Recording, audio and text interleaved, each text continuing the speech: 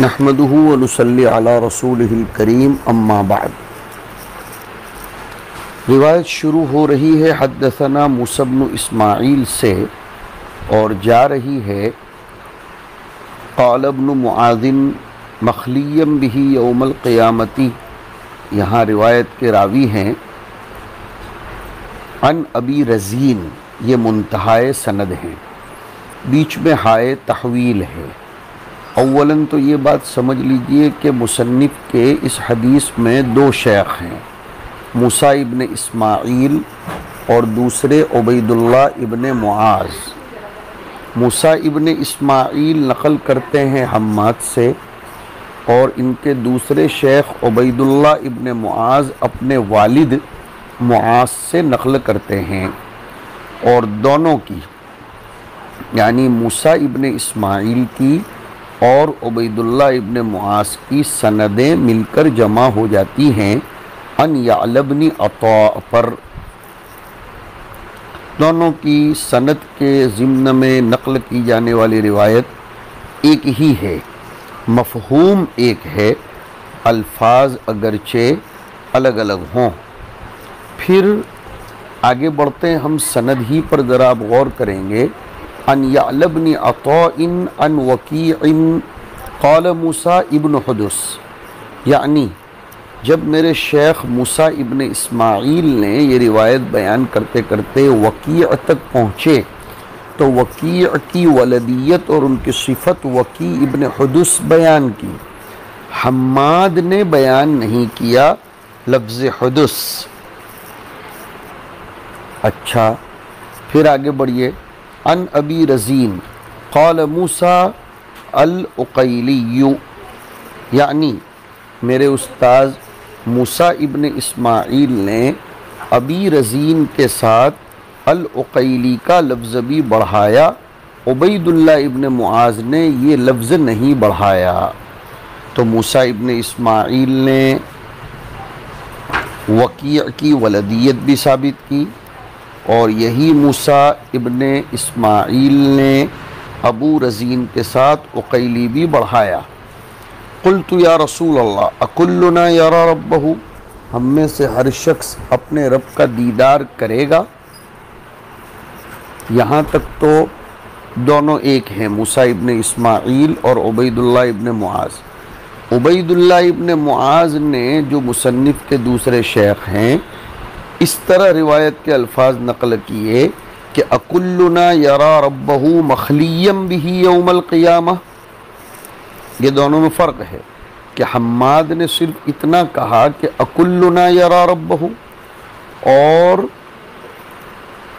موسیٰ ابن اسماعیل نے یہ لفظ بڑھایا کہ اکلنا یرا ربہ مخلیا بہ یوم القیامہ، کیا ہم میں سے ہر شخص اپنے رب کو تنہا دیکھ سکے گا قیامت کے دن جس میں کوئی اور مزاحم نہیں ہوگا؟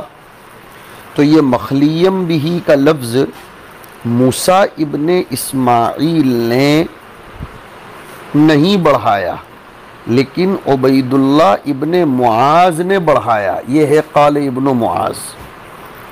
تو موسیٰ ابن اسماعیل نے وکیع کے ساتھ ولدیت ثابت کی اور ابو رزین کے ساتھ عقیلی کا لفظ بڑھایا، لیکن متن حدیث میں عبید اللہ ابن معاذ جو ان کے دوسرے شیخ ہیں وہ اکلنا یرا ربہ مخلیا بہ یہ لفظ بڑھا رہے ہیں۔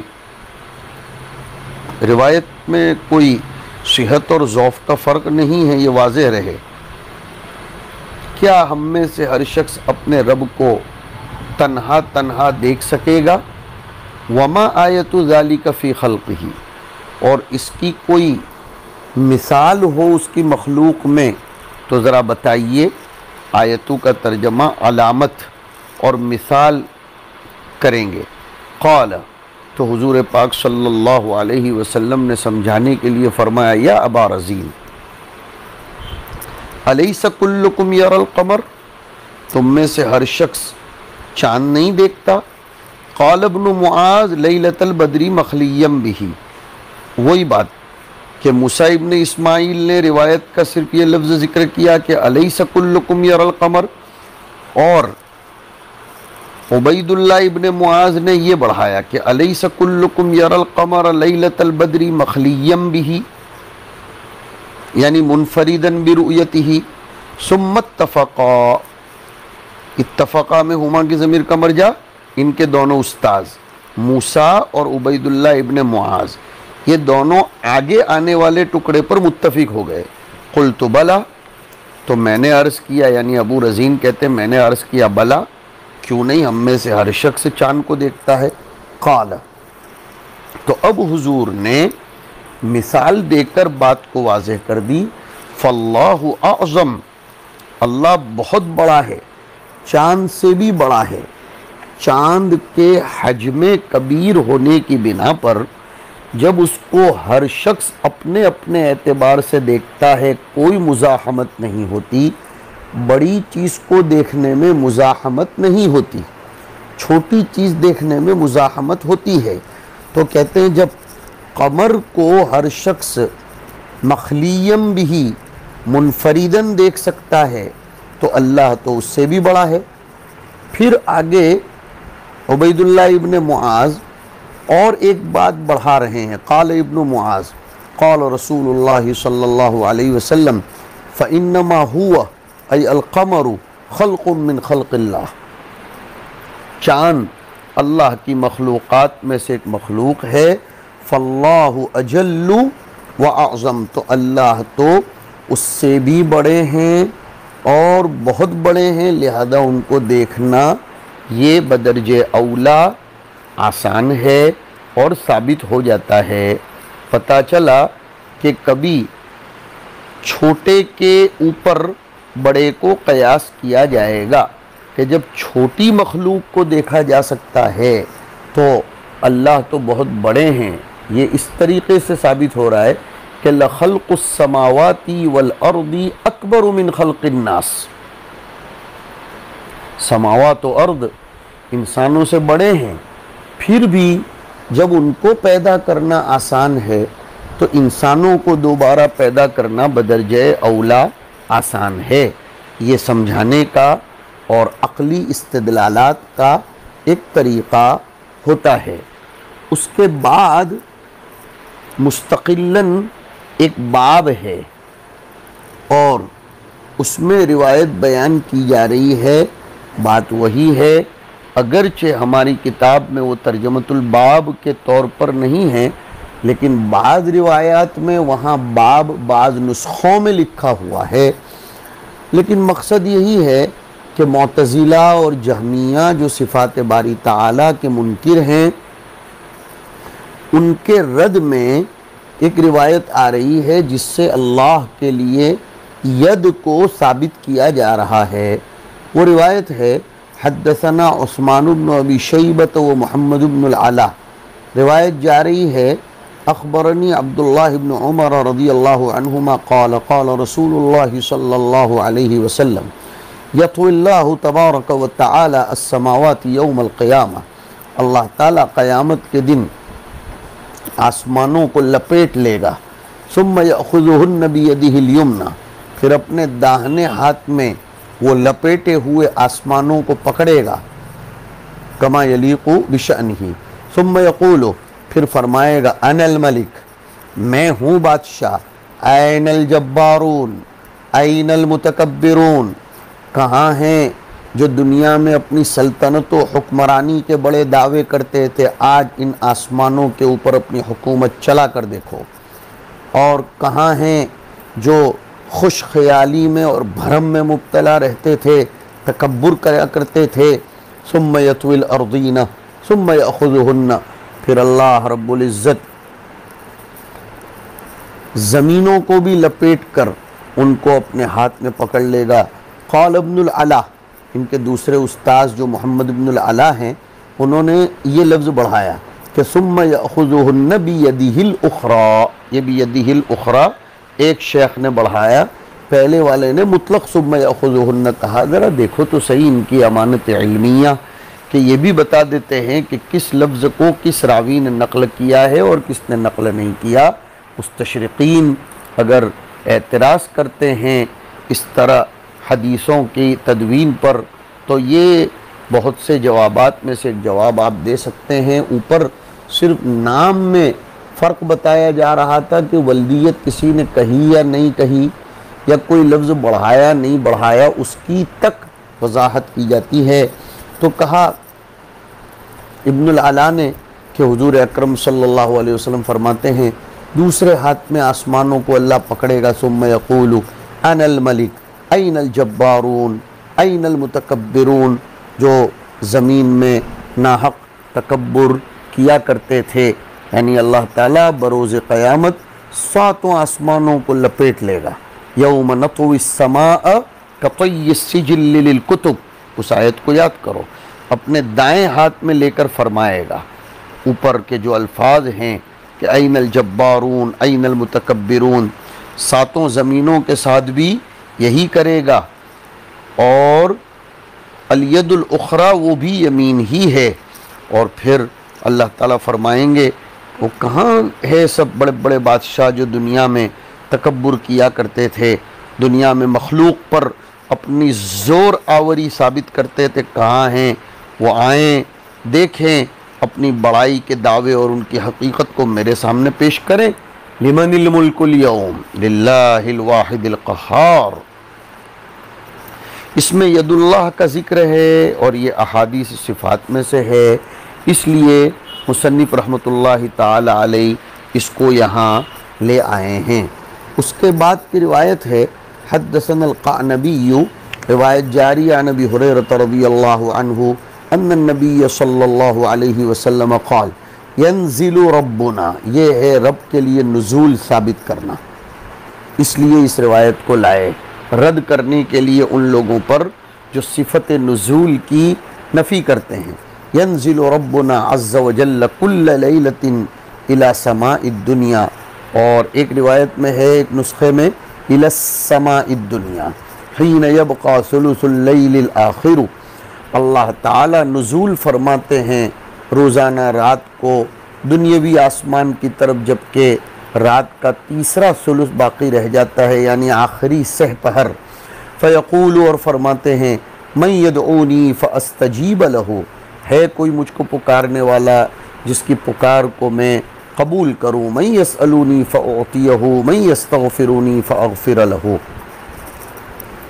علماء سلف، ائمت فقہا، ان کا مذہب یہ ہے کہ یہ نزول کے صعود کی روایتوں کو، الفاظ کو اپنے ظاہر پر چھوڑا جائے، اس کے معانی، اس کی کیفیتیں بیان نہ کی جائیں، اس لیے کہ ہمارا علم ان کے معانی اور کیفیات کے ادراک سے قاصر ہے، اور اسی لیے علامہ باجی کے حوالے سے صاحب بدل نے لکھا ہے کہ امام مالک فرمایا کرتے تھے کہ اللہ کی نزول کی روایتوں کو نقل کرنا، اللہ کی ضحک وغیرہ کی روایتوں کو نقل کرنے میں کوئی حرج نہیں ہے۔ ہاں البتہ اہتز العرش فی جنازت سعد، اور ان اللہ خلق آدم علی صورتہ، اور اللہ کی پنڈلی کھولنے کی روایت کو بیان کرنا یہ مناسب نہیں ہے، اس لیے کہ نزول رب اور ضحک رب کی روایات تو صحاح کے قبیل کی ہیں، اور اہتزاز عرش کی روایت اس کے راوی منکر ہیں، اور خلق آدم علی صورتہ اور ساق رب کی روایات یہ صحت کے درجے پر نہیں پہنچتی جس صحت کے درجے پر حدیث النزول جو ہم نے ابھی پڑھی وہ پہنچتی ہے۔ دوسری ایک بات یہ بھی ہے کہ نزول کی تأویل کی جا سکتی ہے، وہ اس طور پر کہ ینزل ربنا ای ینزل رحمت ربنا، کوئی استبعاد نہیں ہے۔ ہاں لیکن پہلے تو ہم یہی تقریر کریں گے کہ اننا نثبت النزول للہ عز وجل کما یلیق بشأنہ، اثباتا بلا تمثیل وبلا تحریف وبلا تشبیہ وبلا تعطیل، العقیدۃ الواسطیہ جو پڑھا ہے اس کا اجرا کیجئے۔ اس روایت سے یہ بھی سمجھ میں آتا ہے کہ رات کے سہ پہر میں اٹھ کر اللہ سے دعا کرنی چاہیے، اس سے استغفار کرنا چاہیے، اسی سے مانگنا چاہیے۔ مخلوق کی ڈاڑیوں میں ہاتھ ڈال کر خواہ مخواہ کے لیے ان کی منت سماجتیں کرنا، جبکہ وہ احسان جتلانے کا قوی احتمال رکھتے ہیں، اس وقت ہماری تذلیل ہو جاتی ہے، ذلت ہوتی ہے۔ کیوں مخلوق سے مانگنا؟ میرے بچوں، اسی اللہ سے مانگو جو مخلوق کے دل میں آٹومیٹک ڈالتا ہے اور مخلوق عزت کے ساتھ ہم کو دیتی ہے۔ یہ شب بیداری ہم علماء میں سے نکل گئی، جو ہمارے کمال اور عروج کا راز تھی۔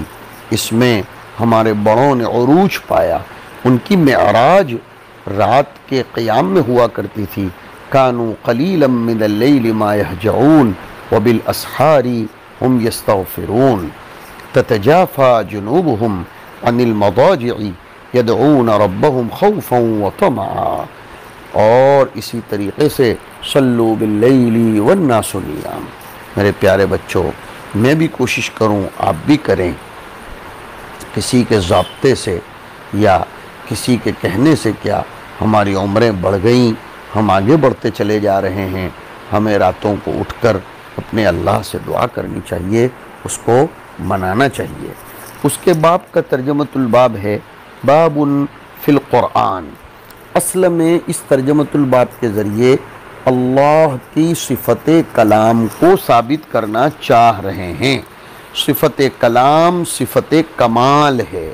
صفت کلام کا انکار کرنا یہ صفت کمال کا انکار کرنا ہے۔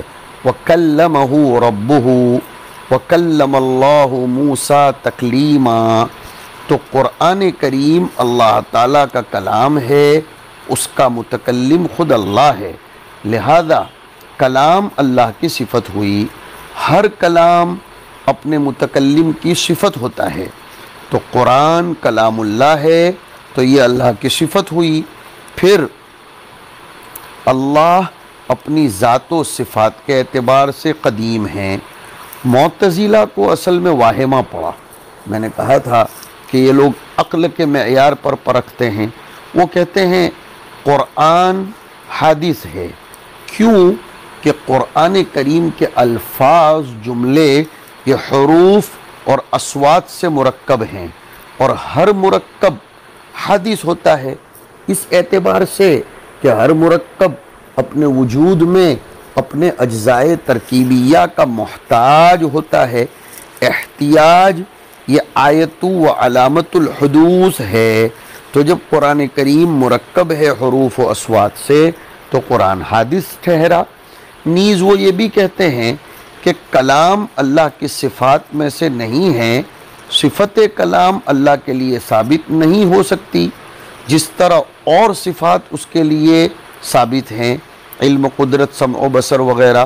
وجہ یہ ہے کہ ہر کلام حادث ہوتا ہے، جب متکلم بولتا ہے تو وہ کلام وجود میں آتا ہے، یہ حدوث ہے۔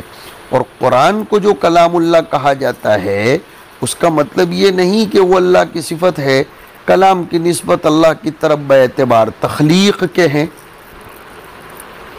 یعنی ایسا کلام جو اللہ نے لوح محفوظ میں پیدا فرمایا۔